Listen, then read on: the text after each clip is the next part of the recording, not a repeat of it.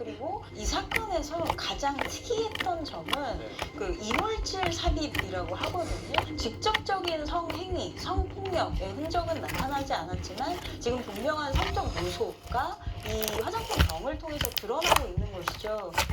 카페 살인 사건에서 벗겨진 피해자의 옷이 사라진 것도 소주방 사건과의 놀라운 공통점이었습니다.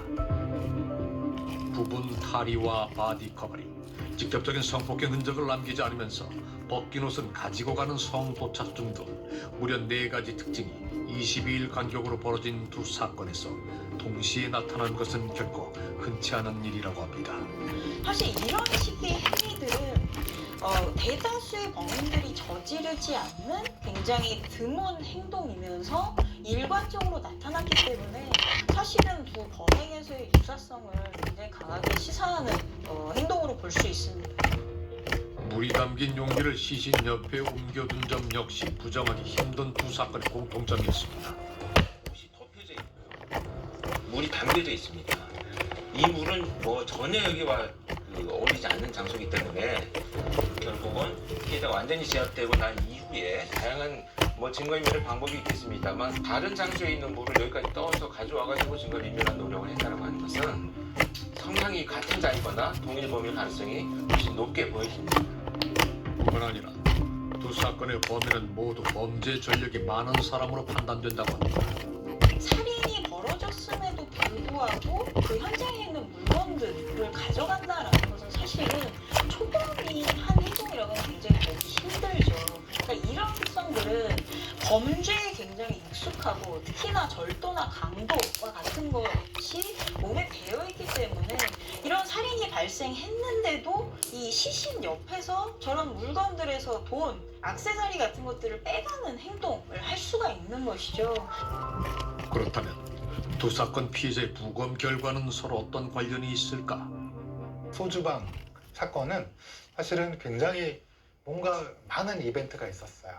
등을 때렸어야 되고 도주한 사람에 대해서 뭔가 날카로운 흉기를 휘둘러야 됐고 그거를 또 막는 게 있고 뭔가 본인도 굉장히 당황스러운 조건에서 목을 강력하게 조르면서 결국은 목을 찔렀는데도 불구하고 사망치 않고 손으로 목을 졸라 살해했다라는 그런 형태고, 두 번째 이 카페의 피해자분은 바로 강력하게 살인을 주저함이 없이 억압의 흔적만 있고 살해 후 또 이물질을 삽입할 정도로 뭔가 계획적으로 조금 더 잘 정돈된 계획된 살인이다.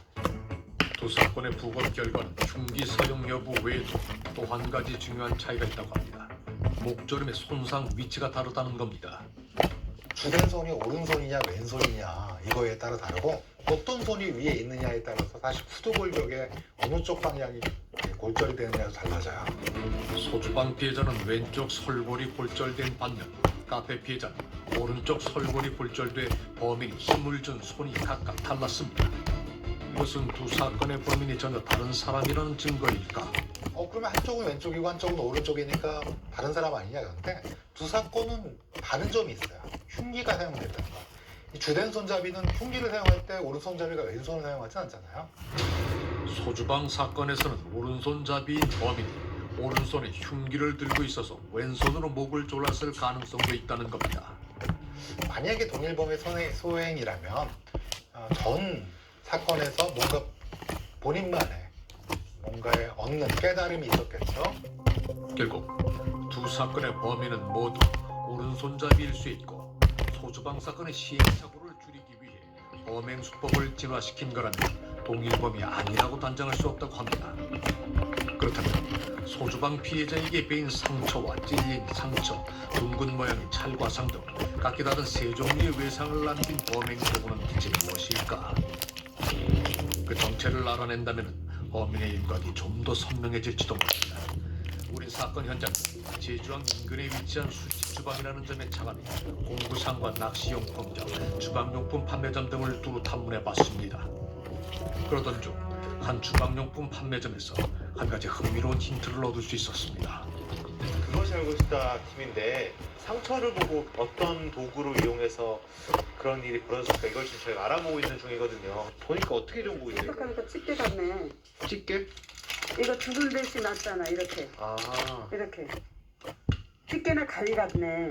아, 왜냐면 이렇게 탁탁탁 됐잖아. 아, 그러니까 두 개씩 이렇게 이렇게 됐잖아. 영상 분석 전문가의 검증을 의뢰해보니 실제로 2개씩 한 쌍을 이루는 상처의 간격이 거의 유사한 것으로 나타났습니다. 이거를 A라고 놨을 때 다른 것들에 대한 비율을 계산해 본 결과 거의 0.8에서 1 정도 사이가 나왔어요. 오차를 감안하더라도 거의 같은 패턴이라고 보시면 되거든요. 범인은 과연 어떤 범행 도구를 사용한 걸까? 우리 소중석 교수와 함께 다양한 도구를 검증해보기로 했습니다. 이렇게 쌍을 이뤄서 공격할 수 있는 것들은 너무 약하거든요. 둔탁한 면이 많은 거 이런 경우는 전부 다 절대 아닐 거라고 생각하고 그리고 가장 가능성이 큰 도구들을 골라 직접 실험을 해봤습니다. 약 5cm 간격의 2개가 한 쌍인 찰과상을 낼 수 있는 유일한 도구는 연탄 집게. 하나, 둘, 셋. 하나, 둘, 셋. 아, 딱 들어가구나. 연탄 집게의 경우 2개가 한 쌍인 찰과상은 매우 유사하지만 베인 상처나 찔린 상처를 내는 것은 불가능했습니다. 손잡이에 돌기가 있는 주방용 가위라면 공격하는 방향에 따라 3가지 종류의 다른 상처를 남길 수 있지 않을까. 하나, 둘, 셋. 실험 결과는 우리의 예상과 전혀 달랐습니다. 가위로 자창을 형성하게 되면 이와같이 엷은 큰 Z 모양의 그 자입구 칼에 들어가는 모양 이 입구를 만들어야 하기 때문에 실험을 해보는 거 이게 가위는 아니다. 가위는 2개의 날이 만나는 지점들 알파벳 Z자 모양의 상처를 남겨 피해자의 부검 결과와 다르게 나타난 겁니다. 그렇다면 범인이 사용한 도구는 2개 이상이라는 의미일까? 서중석 교수는 지금이라도 당시 범행 도구에 대한 분석 작업이 이루어질 필요가 있다고 말합니다. 이렇게 쌍을 이룰 수 있는 흉이 그렇게 많지가 않거든요. 이 정형 손상을 갖고 있는 변사자일지라도 현장을 떠나버리면 그거를 해석하기 굉장히 어렵다. 그런 것을 다시 한번 일깨워주는 사건이어서 두 사건에 어떤 연관관계가 있나 이런 것들은 더 많은 자료를 전문가들한테 제공을 해서 이런 것들에 대한 것을 반드시 한번 분석을 해야 된다. 범행 도구를 추적하던 중 우리는 소주방 사건 피해자의 지인과 어렵게 연락이 닿았습니다. 그는 우리를 만나자마자 꼭 확인하고 싶은 게 있다고 했습니다. 어디 사는 사람이에요? 여기 잡힌 사람이요? 네. 제주 사람이에요. 제주 사람. 제주도 어디요? 제주 사람이 있고. 혹시 그 사람 있지 않나요? 소주방 사건 피해자의 지인은 언론에 한 번도 공개된 적 없는 고 씨에 살고 있던 동네를 어떻게 알고 있는 걸까? 어떤 얘기를 좀 들으신 거예요? 사건 나기 전에 그러더라고요. 택시 기사였나? 우리 누나 오빠들 다 그냥 물어봤더니 다 한다고 그러더라고요. 그러니까 택시 기사인데 친척들을 잘 아는 택시 기사가 있다 이렇게 얘기했다는 거예요. 네, 자기도 가끔은 왔었다고 하더라고요. 그 택시 기사가요? 네. 아니 어쨌든 그 사람 범인이 택시 기사가 맞는데. 네? 택시 기사예요 범인이 그 사람. 진짜요? 네. 그 택시 기사가 맞고 집이 고양이. 살인사건 한 달 전 소주방에 왔다는 소리. 그가 살던 동네와 직업이 고 씨와 일치하는 것은 과연 우연일까? 급력 한 통의 제보 전화가 걸려왔습니다. 어저께 그 방송 보고요. 그 제보 한 달이 아니라 전화 한번 드렸어요. 국장인가? 네네. 일심에 무죄 받고 디지털가 15년이나 받았는데 이상하더라고.